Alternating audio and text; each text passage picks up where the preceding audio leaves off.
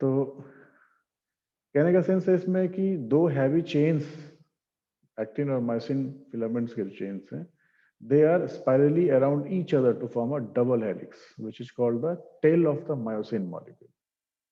So इसमें क्या है, एक चेन से दूसरा चेन जो है स्पायरली फोल्डेड है या फिर बाउंड है, ठीक है। और जो ग्लोबुलिन पॉलीपेप्टाइड है that is known as myosin head, जहाँ की एक्टिन फिलामेंट का हेड उसके अंदर जाता है और वो जब कॉन्ट्रेक्शन होती है तो बाउंड हो जाती है, ठीक है। तो ये जो चारों चेन्स हैं that are also a part of myosin head, two two each head, है ना, दोनों तरफ, दोनों हेड की तरफ दो दो है। सो लाइट चेन जो होती है कंट्रोल करती है for the function of head, मतलब जब भी कॉन्ट्रेक्शन होगी तो इधर वो जब तक निकलेगी नहीं वहां से तब तक रिलैक्स नहीं होगी, एक बार अटैच होगी तो मसल्स जो है मतलब फिलामेंट्स के अटैचमेंट होने से कांटेक्ट हो जाएगी। तो जो फिलामेंट्स हैं that are made up of 200 और मोर इंडिविजुअल मायोसिन मॉलिक्यूल्स। तो सेंट्रल पोर्शन पे जो फिलामेंट्स के हैं उसमें टेल होती है मायोसिन की सेंट्रल में, और दोनों एंड पे उसकी हेड होती है, ठीक है। तो ऐसे करके ये बंडल्ड होते हैं और एक कंप्लीट बॉडी बनाती है। सो मायोसिन मॉलिक्यूल जो है ये these are hangs to the side along with the head, है ना। So thus they provide an arm that extends the head outward from the body. मतलब बीच में टेल हो गया मायोसिन का और दोनों साइड में दो दो हेड हैं। तो ये क्या करता है, एक आर्म लाइक, है ना, एक आर्म जैसे, मतलब जिसको हम लोग क्रॉस ब्रिज भी करते हैं, एक आर्म टाइप का पोजीशन शो करता है, जिसमें क्या होती है कि एक्टिन फिलामेंट्स आके कॉन्ट्रेक्शन के टाइम जुड़ जाते हैं और जब भी रिलैक्सेशन होती है तो ये दोनों जो आर्म या क्रॉस ब्रिज है वहां से एक्टिन फिलामेंट्स हट जाते हैं, ठीक। ये बेसिक चीज है इसके बाद। तो the total length of myosin filament is uniform, almost exactly 1.6 micrometre. और जो मायोसिन फिलामेंट है मतलब वो खुद एक ट्विस्टेड टाइप का, स्पाइरल टाइप का है और एक दूसरे से मतलब हेलिक्स फॉर्म में, ठीक है, और मिला हुआ और क्रॉस ब्रिज फॉर्म करता है। तो ये जो है करीब जो पेयरिंग होती है 120 डिग्रीज, मतलब ऑलमोस्ट स्पाइरल।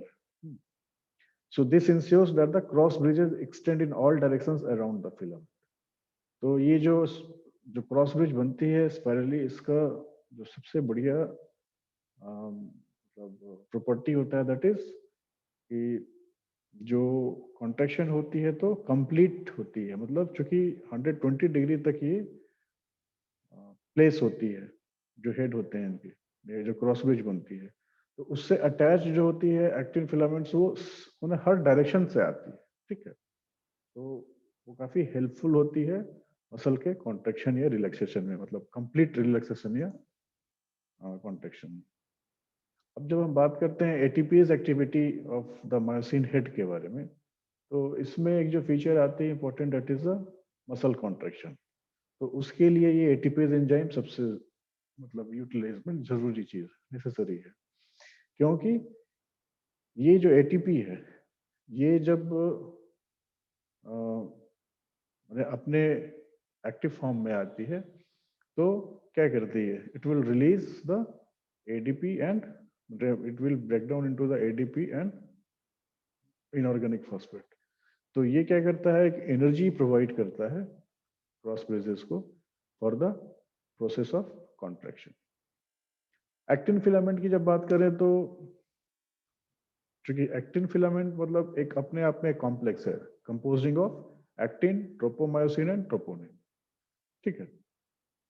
तो the backbone of the actin filament is a double stranded F actin protein molecule that is represented by the two lighter colored strands। Picture में देख सकते हो, एक ट्रोपोनिन कॉम्प्लेक्स है, एक ट्रोपोमायोसिन कॉम्प्लेक्स है, ठीक है, और ये एक्टिव साइट्स हैं, और ये जो कंप्लीट हैं थोड़े से हल्के कलर में, that is the F actin. तो मतलब डबल स्ट्रैंड एफ एक्टिन होती है। एक्टिन फिलामेंट जो है is a double stranded F actin protein molecule, और ये जो होती है जो हेलिक्स बनाती है उसके साथ क्या ट्रोपोनिन और ट्रोपोमायोसिन कॉम्प्लेक्स दोनों जुड़ी हुई होती है, ठीक है। तो दिस इज द मतलब एक सिंगल मसल फाइबर की पिक्चराइजेशन होगी। तो हर एक डबल एफ एक्टिन हेलिक्स जो होती है that is composed of polymerised G actin molecules, ठीक है। और इनकी जो मॉलिक्यूलर वेट होती है दैट इज 42,000। हाँ, और ये जो होते हैं अटैचमेंट जो जी एक्टिन मॉलिक्यूल्स की होती है हर एक मॉलिक्यूल ऑफ एडीपी के साथ होती है। तो मतलब it is believe that the ADP molecules are the active sites on the active filaments, ठीक है, which with which the cross bridges of the myosin filaments interact to cause muscle contraction। मतलब muscle contraction के लिए जरूरी है कि हर एक ADP molecule should have their bonding with each cross bridges, ठीक है, तभी उसको एनर्जी प्रोवाइड करेगा और वो हरकत में आएगा आइदर फॉर द कॉन्ट्रैक्शन और the relaxation of the muscle fibre. So each actin filament is about 1 micrometre long, और जो बेस होता है एक्टिन फिलामेंट का that are inserted strongly into the Z disc, मतलब जो जेड मेम्ब्रेन है उसके, ठीक है, इंसर्ट होता है। And the ends of the filaments protrude in both directions to line the spaces between the myosin molecules. मतलब हर मायोसिन मॉलिक्यूल के बीच में एक्टिन फिलामेंट होगा और दूसरा जेड लाइन जो है उसके साथ मतलब बिल्कुल स्ट्रांगली अडहेयर होगा, क्योंकि यही चीजें होती हैं, मतलब यही जो एक्टिन फिलामेंट्स है these are the responsible for the complete contraction of single muscle, ठीक है, सिंगल मसल। मतलब इसी क्या है, जेड लाइन एक सार्कोमेयर से दूसरे सार्कोमेयर में इसकी कनेक्टिविटी रहती है। तो जैसे क्रॉस ब्रिज में प्रोट्रूजन होगी तो क्या होगा, एक्टिन और मायोसिन फिलामेंट अपने अपने तरीके से एक्ट करेंगे, है ना। क्रॉस ब्रिज में आइदर कॉन्ट्रैक्शन होगी या क्रॉस ब्रिज के थ्रू रिलैक्सेशन होगी। तो this will be responsible for the contraction और relaxation of whole muscle fibre. Z disc क्या है, तो it is a lattice of fibers whose major function is to anchor the ends of actin filaments, ठीक है। How the filaments attach is not certain, but it is believed that the actin capping protein that is CAPZ and the actin cross-linking protein that is alpha actinin they play a role, ठीक है, for the anchoring of this Z disc। जैसे हमने तभी बता दिया कि actin filament इधर से उधर है जेड डिस्क पे जो complete contraction of a muscle create करता है, लेकिन ये अभी भी एग्जैक्टली नहीं पता है कि कैसे है। बस जो अंदाजा लगाया जा रहा है that is the actin capping protein जो एक्टिन में है कैप्जेट में, और जो क्रॉस लिंकिंग प्रोटीन होती है अल्फा एक्टिनिन में, ठीक है, इन दोनों के हेल्प से होती है। तो a major component of isolated Z discs, alpha actinin probably cross-links thin filaments in the I band and they organize them into a bundle of filaments। तो ये complete जो अल्फा एक्टिनिन और कैप्जेड का जो सीक्वेंस होता है, ठीक है, जिसकी क्रॉस लिंकिंग होती है, इसके थ्रू ही जो मतलब फिलामेंट की जो बंडल है वो कंप्लीट ऑर्गेनाइज होती है सिर्फ इनके कारण, because they have an interactive positive interactive pressure, ठीक है, वो आपस में एक तरह से पॉजिटिवली जुड़े रहते हैं। This is the picture again for the showing the contract and relaxed skeletal muscle fibre, ठीक है। तो ठीक है, इसमें देख सकते हो वैसे ही कि अगर एक तरफ से जुड़ रही है तो दूसरी तरफ से भी फिर वैसे ही खींच रहा है। तो रिलैक्स्ड वे में क्या हो रही है, जो तुम्हारी बीच में ये देख रहे हो ये जो एम लाइन बन रही है, ये क्या हो रही है, यहाँ स्लाइडिंग हो रही है, लेकिन स्लाइडिंग है लेकिन ये कम है, मतलब एक तरह से ये बाउंड है। लेकिन यहाँ देख सकते हो ये बहुत ज्यादा है। मतलब रिलैक्स जब होती है तो कैप्जेड और एक्टिनिन अल्फा एक्टिनिन जो होती है वो एक लिमिट तक हमेशा वो अपने आप में पॉजिटिव, चूंकि पॉजिटिव फीडबैक है उन लोगों का, ठीक है, पॉजिटिव रिलेशन है तो वो जुड़ी रहेगी। लेकिन जब भी क्रॉस ब्रिज पर एक्टिन और मायोसिन फिलामेंट की हरकत होती है तो उस समय क्या है, कॉन्ट्रैक्शन बढ़ जाएगी। मतलब जो ये मॉलिक्यूल्स हैं these are highly attracted towards each other, ठीक है। तो ट्रोपोमायोसिन मॉलिक्यूल्स है, these are actin filament protein and these are having molecular weight of 70,000 and a length of 40 nanometers। तो ये मॉलिक्यूल जैसे लास्ट पिक्चर में दिखाया था रैप्ड होती है स्पाइरली, है ना, एफ एक्टिन हेलिक्स में ये स्पाइरल की तरह मुड़ी हो, मतलब रैप होती है, लपेटी हुई होती है सर, ठीक है। तो रेस्टिंग स्टेट में क्या होता है, ट्रोपोमायोसिन मॉलिक्यूल जो है that is lie on top of the active sites of the active strands. इससे क्या होता है, जो एट्रैक्शन होती है वो एक्टिन और मायोसिन फिलामेंट को काउज करती है to contract the whole muscle, ठीक है। तो ट्रोपोनिन मायोसिन इसलिए बहुत ही इंपॉर्टेंट है, not only the tropomyosin but only the also the troponin and tropomyosin, both the things are very much relevant. So again troponin and its role in muscle contraction की जब बात करें तो ये troponin जो होती है that are attached intermittently along the sides of tropomyosin molecules. troponin tropomyosin के साथ मिली हुई है और ये एक्चुअली क्या है, complex of 3 loosely bound protein सब यूनिट्स जो कि मसल कॉन्ट्रैक्शन को कंट्रोल करता है, ठीक है।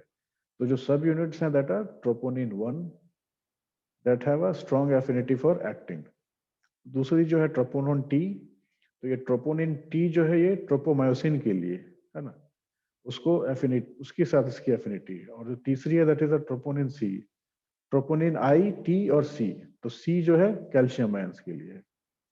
तो मतलब ये नाम में ही डाला है ना, ट्रोपोनिन आई जो हो गई has a strong affinity for actin, ठीक है। टी हो गई फॉर ट्रोपोमायोसिन और थर्ड जो सी हो गई that is for the calcium ions. So this complex is believed to attach the tropomyosin to the actin and the strong affinity of the troponin for calcium ions initiate the contraction process. क्योंकि बिना contraction तब तक नहीं होगी सही से जब तक कि कैल्शियम आयंस का रोल नहीं दिखेगा, ठीक है। कैल्शियम जब तक सॉरी आयन का जब तक मैंने पोजिशनिंग नहीं होगी along with the muscle fibers molecules, तब तक ये ठीक से कॉन्ट्रैक्शन या रिलैक्सेशन पॉसिबल नहीं है। क्योंकि पहले ही बताया कि न्यूरोट्रांसमीटर के साथ आयंस जो है तुम्हारे बहुत ही इंपॉर्टेंट रोल प्ले करते हैं, ठीक है।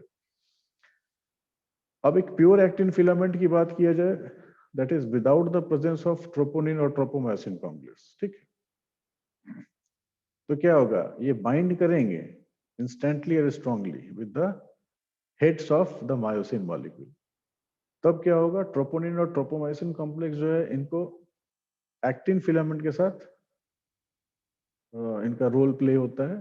तो जो binding between myosin and actin doesn't take place. अगर ट्रोपोनिन ट्रोपोमायोसिन कॉम्प्लेक्स को हटा दिया जाए थोड़ी देर के लिए, तो जो बॉन्डिंग होगी between the myosin and actin filaments at the cross bridges वो पॉसिबल नहीं हो पाएगी, ठीक है। बिकॉज क्योंकि ये रैप्ड हैं, these are having the property of contraction along with the various subunits जैसे बताया था ना, ट्रोपोनिन आई सी टी, है ना। तो वो चीजें नहीं होंगी तब तक ये जो मतलब इफेक्टिव कॉन्ट्रैक्शन या रिलैक्सेशन होगी वो नहीं हो पाएगी। So it is believed that the active sites on the normal actin filament of the relaxed muscle are inhibited by the troponin tropomyosin complex. So consequently क्या होगी, the sites cannot attach to the heads of the myosin filaments to cause contraction. So before contraction take place, the inhibitory effect of the troponin tropomyosin complex must itself be inhibited, ठीक है। मतलब contraction होने से पहले फिर क्या होता है, ट्रोपोनिन ट्रोपोमायोसिन कॉम्प्लेक्स का जो है इनहिबिशन होगा, जिससे कारण की कैल्शियम आयन वापस जाएगी अपने स्पेस में और क्या होगा, न्यूरोट्रांसमीटर फिर रिलैक्स होगा और रिलैक्सेशन प्रोसेस कंप्लीट हो सकती है। कैल्शियम आयंस का जो रोल है have the inhibitory effect on the actin filaments.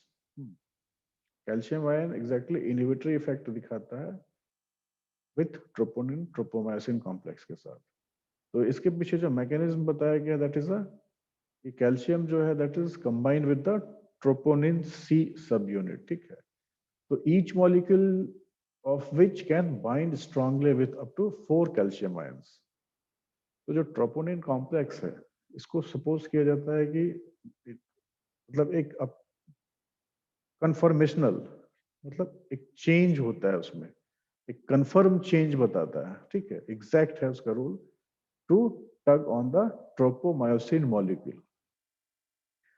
मतलब जो ट्रोपोनिन सी है इसका कैल्शियम के साथ रिलेशन है, और ये इसका मतलब एकदम पॉजिटिव जो फेट है विद द ट्रोपोमायोसिन मॉलिक्यूल, जो कि क्या करता है, मूव करता है towards the deeper in the groove between two actin strands, ठीक है, that is it uncovers the active sites of the actin, thus allowing these to attract the myosin cross bridge heads and cause contraction to proceed।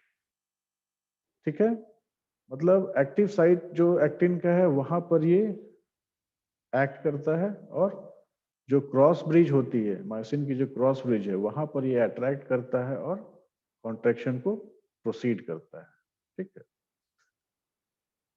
अच्छा, एक चीज और भी है, although this is a hypothetical mechanism, so it does emphasize that the normal relation between the troponin tropomyosin complex and actin is altered by calcium ions, producing a new condition that leads to contraction। ठीक है, मतलब calcium ion का actin molecules that is the troponin tropomyosin complex के साथ relation inhibition का है ना, वहां से निकलने का।